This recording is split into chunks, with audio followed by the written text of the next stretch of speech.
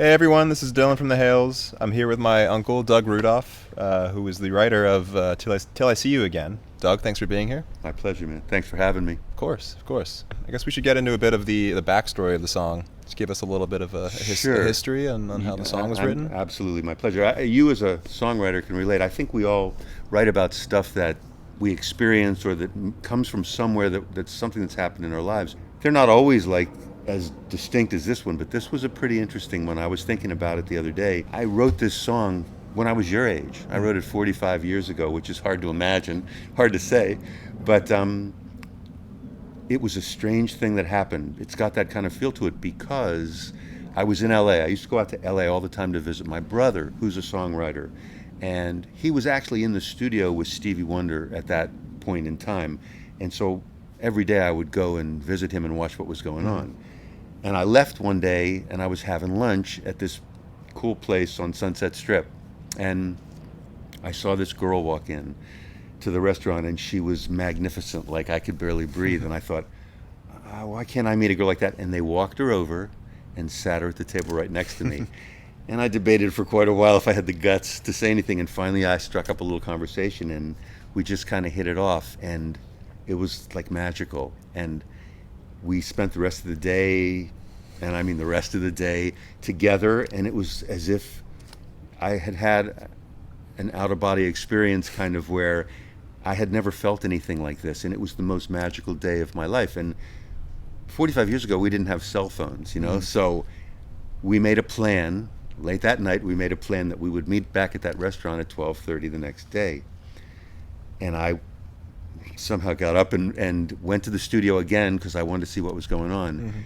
And I realized, oh my God, it's really late, I better get going. And I jumped in my rental car and got stuck in horrible LA traffic and was freaking out.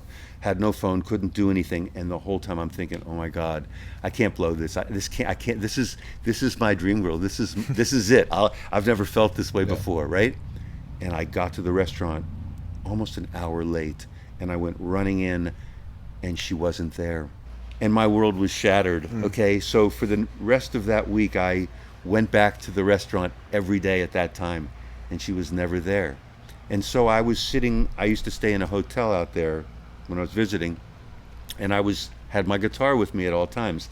And I had this lick just came to me, this little guitar lick that is now on the recording of Till I See You Again. Yeah. It was the basis for it, and that's really was the impetus for the lyrics. It was, here I sit alone and unafraid, and it's like, and I was drinking a glass of wine out of a bottle that I opened because I didn't know what else to do. And the whole thing kind of just came together and came out. And that's my story. That's what happened. And that's how it came about, So most of the song came together within that day. I think I wrote it that night, Yeah. almost in one take. It just sort of poured out of me. It came pretty naturally, and it's been that way forever until I played it for you guys and played it for you that time. And I always, being a huge Hales fan, as you know I am, like I've told you guys, you're far and away my favorite band. You've replaced Steely Dan for me. This is it, right? And so I love your stuff so much, and my wife had said, why don't you take one of your songs and contemporize it? And I said to you, your stuff is so great.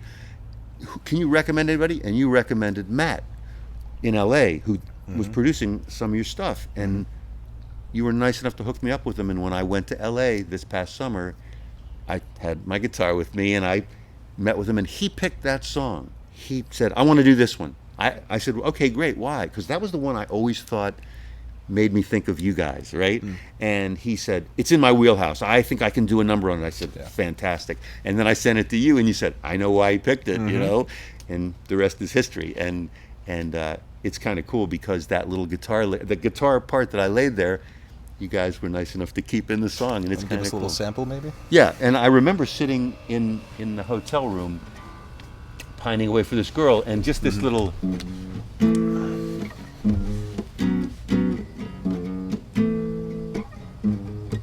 And I had that, and these new chords came to me.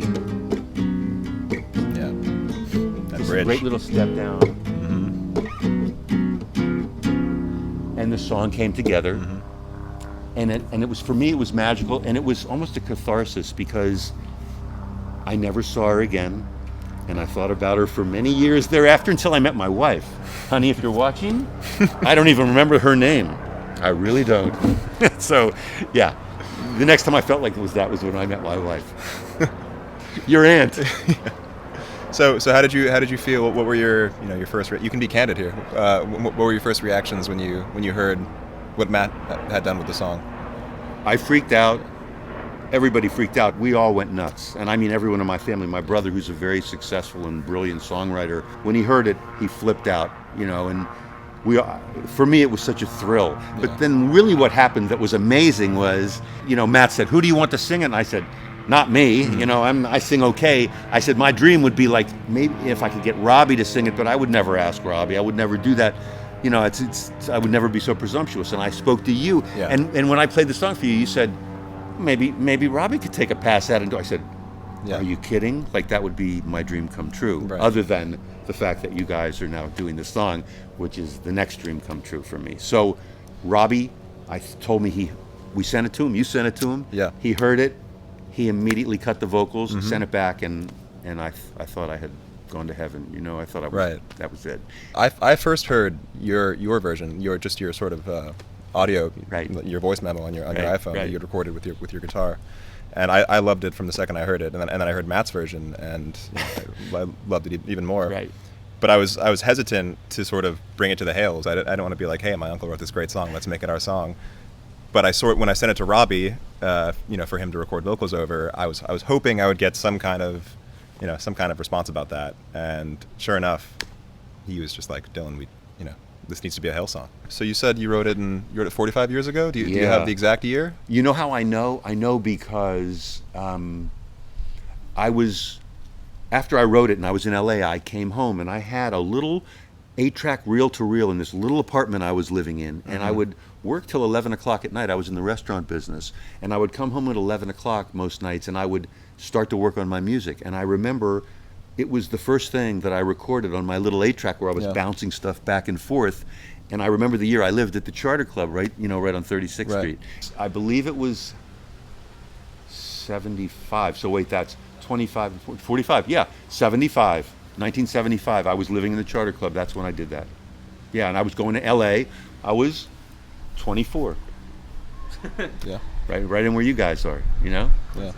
Yeah, which I also thought was cool. And it's funny because I said to Dylan, I was really hesitant when you liked that song. I was kind of gun shy about saying, I wrote it 45 years ago. I thought you were going to go, "Oh, Christ, we're not doing anything from 45 years ago."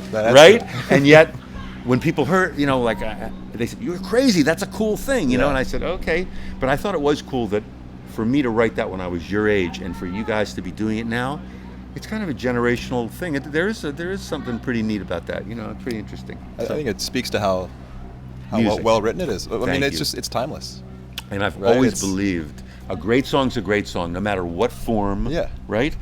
Sure, Matt took it, and you've heard my demo that I did in 1975 on my little reel-to-reel, right? Yeah. It's got a quality to itself. It's very different, right? But I think there's a lot.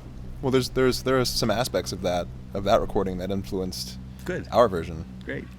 It had this character to it that we just we really really loved. It's like if the bones are there, melodies never change. If the melody's good and the stuff's good, I think it's good, right? Yeah. Yeah. Yeah. Here I sit, alone and unafraid. I must face the consequence I've made, and I know the end is coming soon. I'm alone at last within my room,